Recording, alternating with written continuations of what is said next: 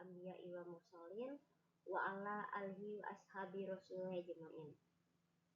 Puji beriringan syukur sama-sama kita tuturkan atas kehadirat Allah Subhanahu wa taala, yang mana atas rahmat dan karunia juga saya masih berkesempatan untuk memaparkan atau menjelaskan mengenai salah satu filsuf.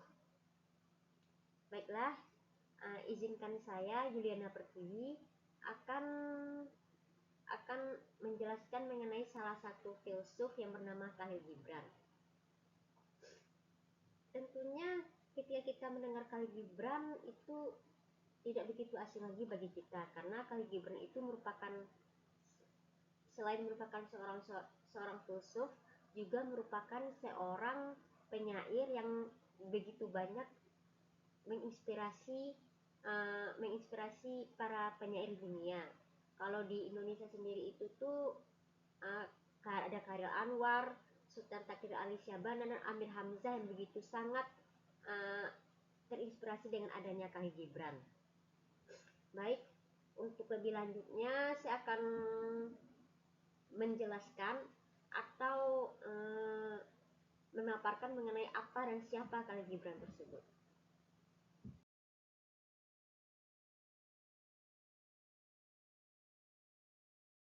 Khalil Gibran itu merupakan seorang filsuf modern yang menggabungkan unsur spiritualitas timur dengan pemikiran humanis barat, sehingga menciptakan karya-karya yang penuh makna, baik itu tentang cinta, kehidupan, dan eksistensi manusia.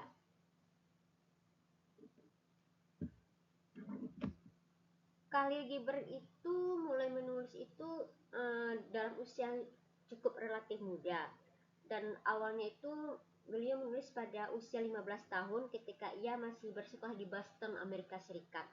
Dan pada awalnya Gibran itu merupakan menulis dalam bahasa Arab karena beliau menganggap bahasa tersebut adalah bahasa ibunya.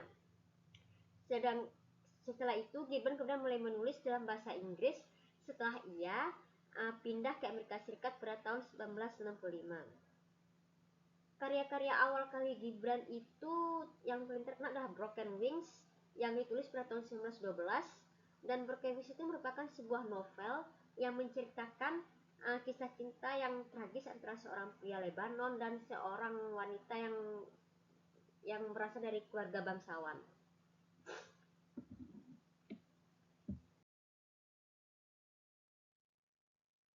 Seperti yang sudah saya jelaskan tadi juga, Khalil Gibran itu merupakan seorang penyair, filsuf, dan seniman yang dikenal sebagai jembatan antara timur dan barat.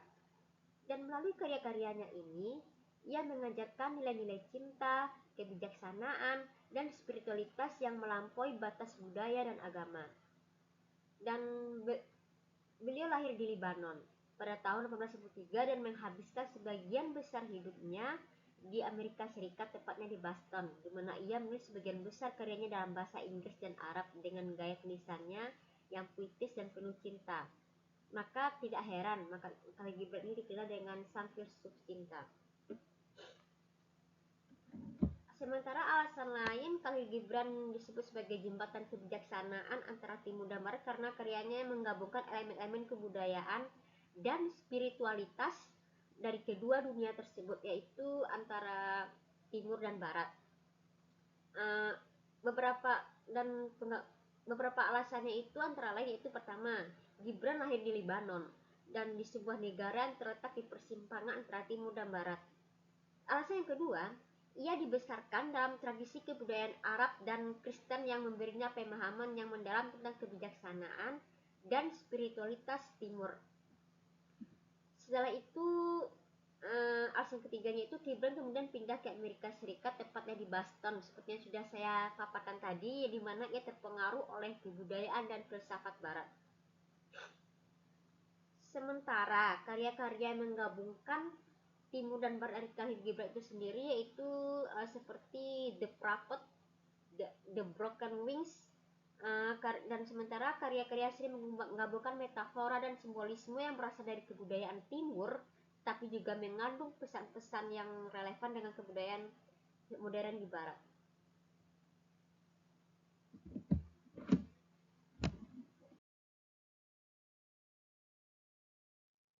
Dan tidak hanya itu, Khalil Gibran itu merupakan seorang filsuf cinta yang melihat cinta bukan sekedar perasaan, tetapi merupakan sebagai kekuatan yang membebaskan, mengajarkan, dan membentuk jiwa manusia. Bagi Khalil Gibran itu sendiri, cinta sejati bukan tentang memiliki, melainkan tentang memberi ruang bagi setiap insan untuk tumbuh. Dan cinta bukan hanya kebahagiaan, tetapi juga luka yang mengajarkan makna kehidupan. Bagi beliau, tanpa adanya cinta, hidup hanyalah pohon yang kering tanpa bunga dan buah. Lebih dari sekedar itu, cinta menurut Gibran dapat merangkul keluarga, sahabat, sesama manusia, alam, bahkan Tuhan sekalipun. Khalil Gibran menggambarkan cinta itu tidak pernah mati bersama waktu, melainkan abadi melampaui batas kehidupan. Inilah mengapa salah satu alasan mengapa Gibran tidak hanya dikenal dengan penyair, tetapi juga sebagai filsuf yang menginspirasi dunia dengan kebijaksanaannya tentang cinta itu tersebut.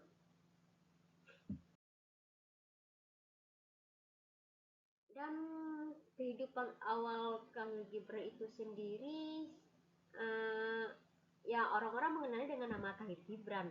Namanya sendiri sebenarnya adalah Gibran atau Jubran. Lengkapnya adalah Gibran Khalil Gibran, atau lebih lebih lebih sering dikenal lagi itu Jubran Khalil Jubran. Nama Gibran atau Jubran ini sama dengan nama kakek beliau gitu. Pemberian nama dengan nama kakek semacam ini itu eh, sudah merupakan suatu tradisi yang terdapat di Lebanon pada waktu itu. Dan beliau sendiri itu lahir pada tanggal 6 Januari 1853 di kota Besari, sebuah kota yang terletak di punggung gunung Lebanon. Dan Khalil Gibran itu berasal dari keluarga yang cukup terpandang. Meski tergolong keluarga yang miskin, konon mereka itu adalah keluarga pendatang dari Palestina. Dan ayah Khalil Gibran itu bernama Khalil Jubran dan ibunya bernama Kamila Ramila.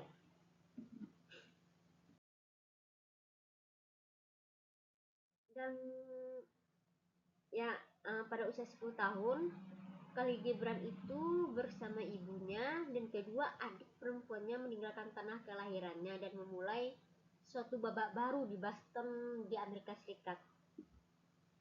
Dan perlu diketahui, kepindahan Khalil Gibran ini tuh bukan hanya sekedar perjalanan fisik, tetapi juga merupakan satu langkah awal dari perjumpaan dengan dunia yang berbeda.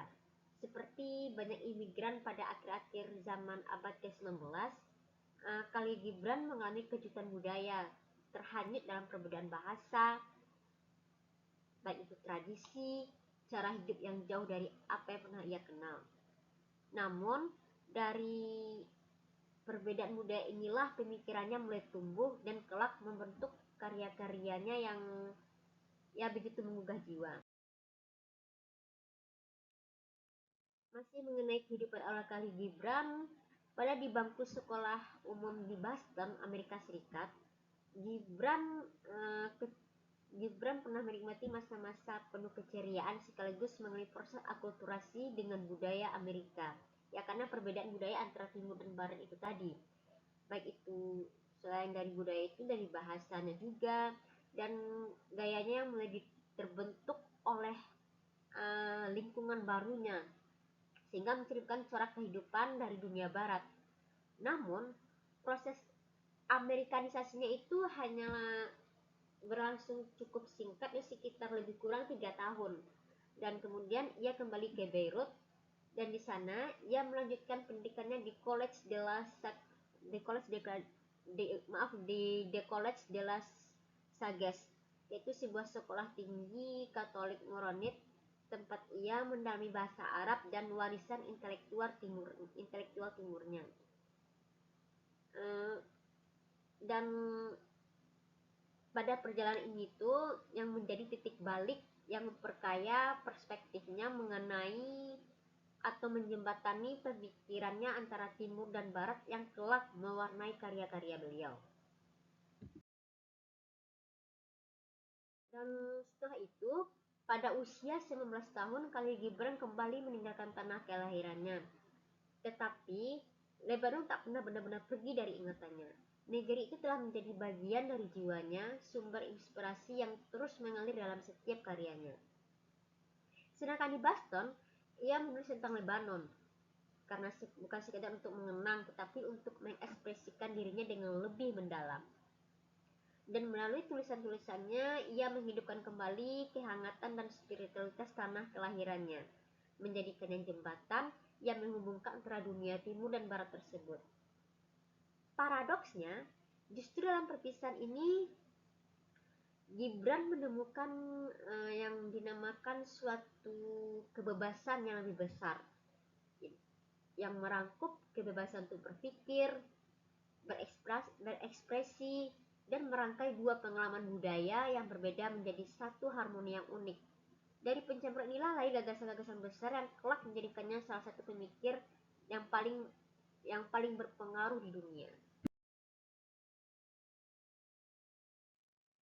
Dan mengenai Khalil Gibran dengan konsep cintanya yang terbilang cukup familiar gitu. Dalam karya-karya Gibran, cinta merupakan satu tema sentral daya yang terdapat dalam seluruh karya-karyanya. Baginya, cinta bukan sekedar hubungan romantis, tetapi juga kekuatan transendental yang menghubungkan manusia dengan dirinya sendiri, sesama, dan Tuhan. Dalam bukunya yang paling terkenal yaitu pada tahun 1923 yang berjudul The Prophet, Gibran menulis tentang cinta dengan penuh kebijaksanaan. Salah satu kutipannya yaitu, ketika cinta memanggilmu, ikutilah dia, walaupun jalannya sukar dan curam. Tidak hanya itu, Gibran menggambarkan cinta itu sendiri sebagai sesuatu yang membebaskan, tetapi juga menuntut pengorbanan dan keikhlasan. Dan ia percaya bahwa cinta sejati bukan tentang memiliki, melainkan tentang membiarkan seseorang menjadi dirinya sendiri dan berkembang dalam suatu kebebasan. Perlu diketahui, sebenarnya sangat sulit bagi Khalil Gibran untuk mendefinisikan dan memberikan penjelasan yang tepat mengenai cinta.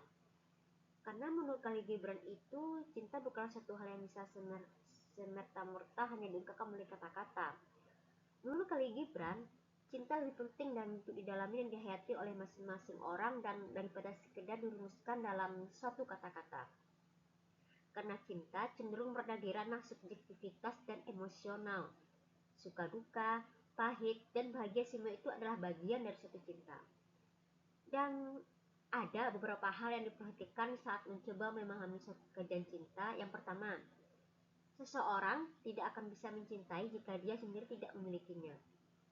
Bagi Khalil Gibran, seseorang haruslah mencintai dirinya sendiri terlebih dahulu sebelum mencintai di luar dirinya.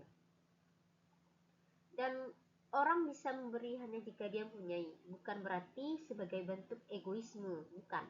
Karena itu melainkan sebagai pemenuhan tanggung jawab terhadap hak dan kewajiban sebagai manusia. Sebab diri sendiri itu dasarnya termuat atau termasuk oleh objek-objek yang dicintai oleh manusia. Dalam pemikirannya, Khalil Gibran menjelaskan bahwa dalam menjalani cinta, akal dan perasaan haruslah seimbang. Karena cinta yang hanya menggunakan rasa akan menimbulkan satu perilaku emosional. Karena apa? Karena sebab segenap waktu dan tenaga yang diarahkan hanya demi untuk pemenuhan hasrat pribadi.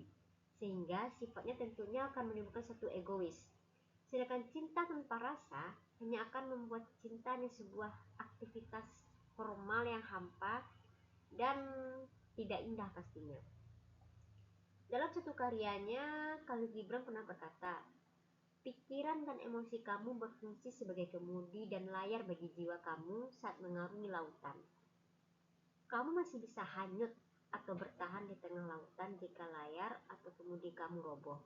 Karena hanya akal yang memiliki kekuatan untuk mengikat dan emosi yang tidak terkendali adalah api yang mengobarkan keboborkannya. Akal saja adalah kekuatan yang mengikat. Masih mengenai konsep Khalil Gibran akan cinta, yaitu yang pertama, ada cinta pertama. Setiap Bagi Khalil Gibran, setiap orang muda pasti teringat akan cinta pertamanya dan mencoba menangkap kembali sehari-hari yang asing tersebut, yang kenangannya mengubah perasaan di relung hatinya dan membuatnya begitu bahagia di balik segala kepahitan misterinya. Dalam hidup setiap orang muda pasti ada seorang Selma yang tiba-tiba muncul baginya di hari-hari musim semi kehidupannya dan mengubah kesendiriannya menjadi saat-saat bahagia serta memenuhi keheningan malam-malamnya dengan irama musik. Bagi Khalil Gibran, cinta pertama menunjukkan bahwa cinta adalah hal yang fitrah. Setiap orang pasti akan merasakannya. Namun, tidak semua cinta pertama akan berakhir bahagia. Yang kedua yaitu cinta yang merupakan satu daya kehidupan. Dalam suatu karyanya, Khalil Gibran pernah berkata, "Hidupku adalah sebuah koma, hampa bagi kehidupan Adam dalam surga. Ketika aku melihat Selma berdiri di depanku, seperti layaknya sumber cahaya, dia adalah hawa dari jantung hatiku yang memenuhinya dengan segala rahasia dan berbagai keajaiban serta membuat aku memahami makna kehidupan." Ketiga, merupakan cinta seluruh alam. Bagi Khalil Gibran, itu di sini lebih kepada cinta yang menghargai sesama makhluk hidup. Karena sejatinya manusia dan makhluk hidup lainnya mempunyai suatu derajat yang sama di mata Yang Maha Kuasa. Manusia meskipun termasuk bagian dari alam, tetapi manusia adalah satu-satunya makhluk hidup yang diberi akal, diberi wewenang, dan kemampuan untuk menjaga keseimbangan alam.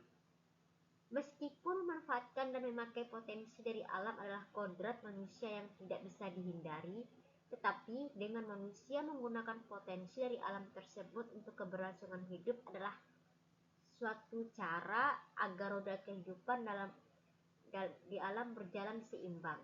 Bukan berarti manusia bisa memakai seenaknya dengan mengeksploitasikan alam secara tak terkendali, namun manusia dalam menggunakan juga harus mampu untuk memeliharanya dan menjaganya. Cinta ketuhanan. Bagi Gibran, seperti yang sudah dijelaskan tadi, cinta adalah suatu hal yang fitrah dan merupakan suatu anugerah terindah yang diberikan oleh Tuhan. Dan dalam menjalaninya adalah satu jalan kembali menuju Sang Maha Cinta. Cinta adalah suatu perjalanan hidup menuju penyucian jiwa. Dan cinta yang berlandaskan kemandirian, ketulusan, dan menghargai alam pada dasarnya adalah suatu upaya untuk penggemblengan diri untuk sampai kepada kemurnian dan kesejatian. Dan masih mengenai konsep cinta Khalil Gibran, menurut Gibran, jika manusia ingin mengenal Tuhan, tidaklah perlu mempertanyakan konsep-konsep dan ajaran agama lama.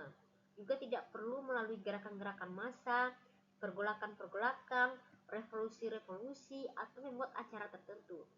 Karena pada dasarnya manusia hanya perlu menyadari bahwa Tuhan senantiasa ada dan terlibat dalam keseharian manusia.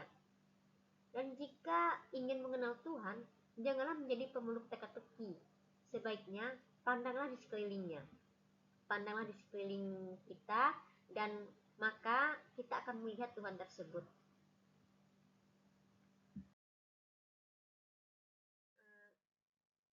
Filsafat cinta dalam Khalil Gibran itu sangat mendalam, penuh makna, dan seringkali mengandung unsur-unsur spiritualitas serta kebebasan dalam mencintai. Beberapa gagasan tentang cinta dalam karya-karyanya itu meliputi yang pertama, cinta sebagai kekuatan dari ilahi. Gibran sering menggambarkan cinta sebagai sesuatu yang berasal dari Tuhan dan merupakan manifestasi dari kebijaksanaan serta keindahan ilahi. Masih dalam bukunya yang berjudul The Prophet, di situ beliau menulis bahwa cinta harus diterima dengan penuh sukacita, tetapi juga dengan kesiapan untuk menanggung penderitaan yang mungkin datang secara bersamaan.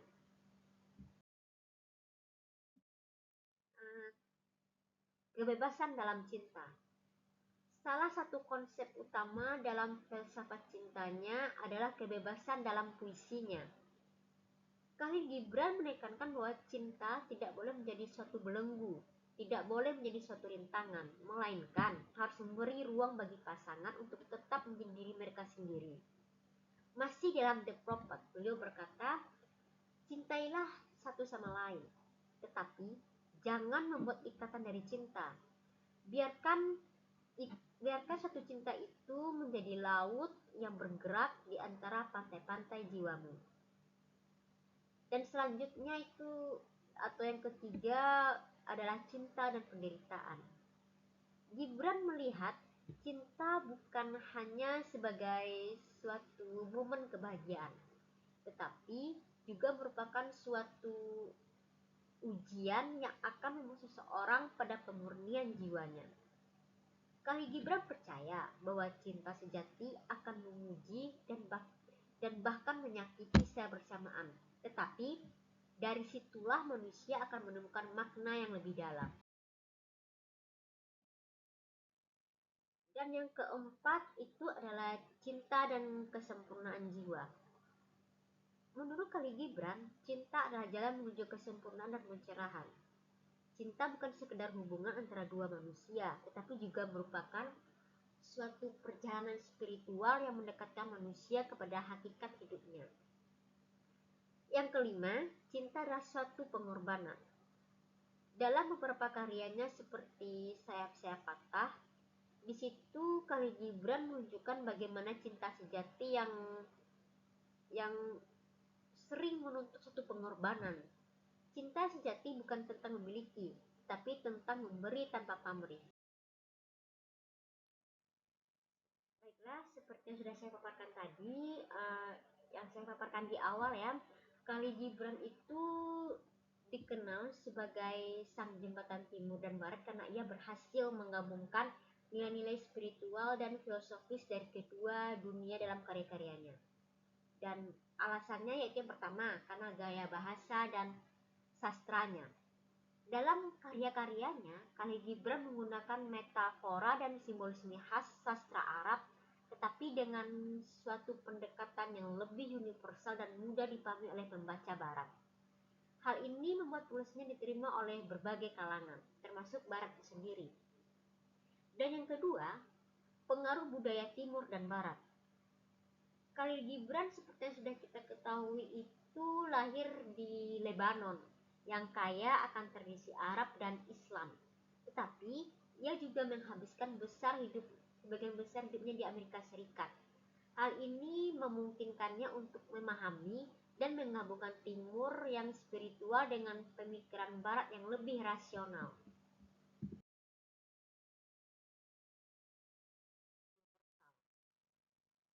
Khalil Gibran itu menulis tentang cinta, kebebasan, dan pencarian makna hidup yang mana itu merupakan topik yang dapat diterima baik oleh budaya timur maupun barat.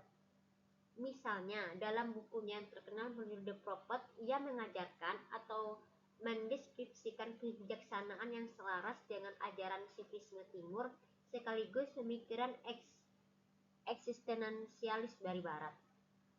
Yang keempat, pengaruh filosofi barat dalam pemikirannya. Khalil Gibran ini banyak membaca karya filsuf dan penyair barat seperti William Blake yang kemudian ia padukan dengan pemahaman-pemahaman mistisisme timur. Yang kelima, tentunya diterima oleh di kedua dunia. Karya-karyanya yang diterjemahkan ke banyak bahasa dan terus dipelajari bagi negara-negara timur maupun barat menunjukkan bagaimana perannya melampaui batas budaya dan agama.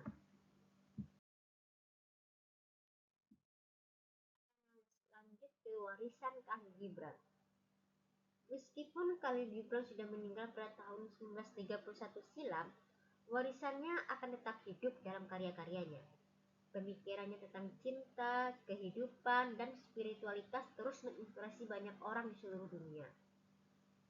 Banyak tokoh besar termasuk John F. Kennedy dan Indira Gandhi mengutip kata-katanya dalam pidato mereka.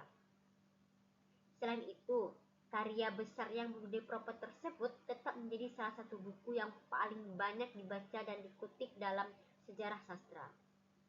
Karya-karyanya tidak hanya dibaca oleh pecinta sastra, tetapi juga oleh mereka yang mencari makna dan kebijaksanaan dalam kehidupan.